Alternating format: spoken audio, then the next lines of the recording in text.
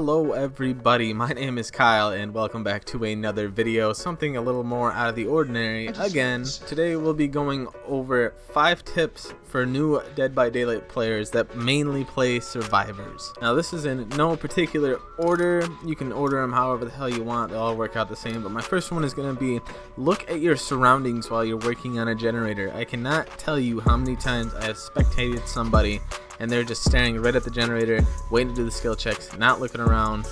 And the reason for that really is most killers you're gonna hear the heartbeat when they're coming, but stealth killers, you know, Ghostface, Michael Myers, the Demogorgon when you're under the oblivious status effect, and Freddy when you're under the oblivious status effect, you're not gonna hear them coming. So you need to keep checking around, you know, even for the Demogorgon's portals and stuff, you know, see if he's teleporting back.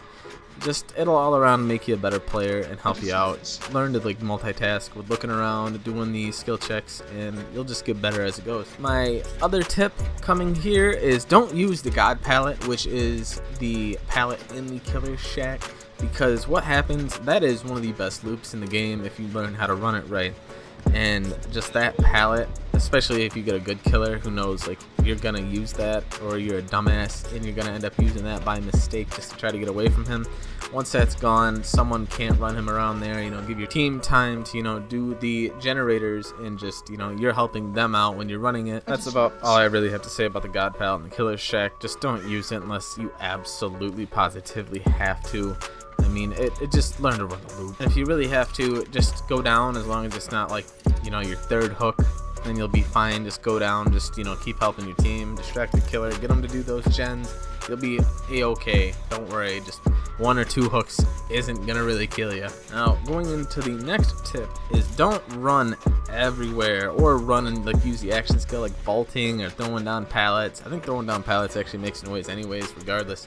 So just don't randomly throw it on a pallet and be a fucking asshole. Now my reasoning for you not to run everywhere is it leaves scratch marks, and the killer's gonna track you down through those scratch marks, or, you know, you'll learn these perks, but barbecue and chili he could find you from once he hooks somebody too.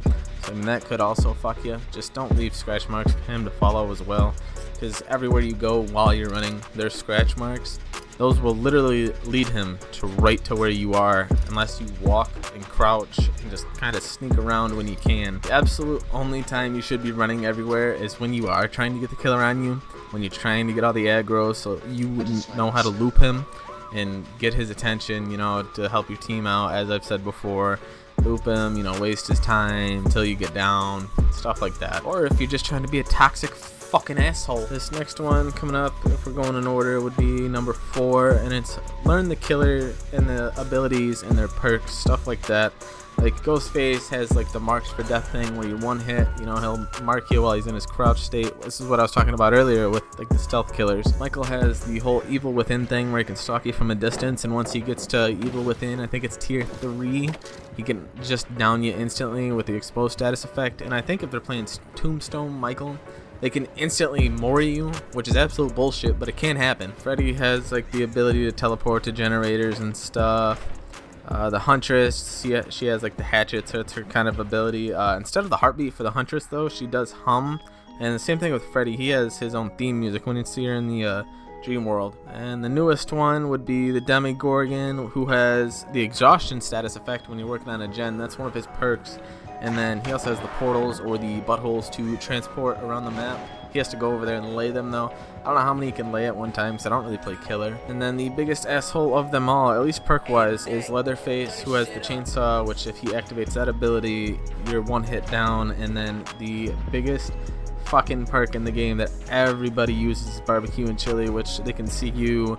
I believe if it's more than 48 meters that you're out, he can see you, or if you're healing within 48 meters, he can see you, which is, I'm not a very big fan of that, 'cause depending on the tier that is, I think it's up to like 4 or 6 seconds that he can see you for. And my very, very last thing, and the thing that I've probably mentioned the most in this entire video, is learn the loops, the jungle gyms, the 360s, how to use pallets, stuff like that. This is probably the most important thing to learn in this entire game, is how to loop the killer, because it's useful to everybody. You could be a stealth guy all you want, I guess. There'll always be that one guy that wants the aggro and stuff, but once he's down and out, who else is going to do it? So it's better to know it than not know it. Best case scenario is, you know, you lead him on a chase for 4 or 5 minutes, you know, and you just waste his time so the gens can all get done.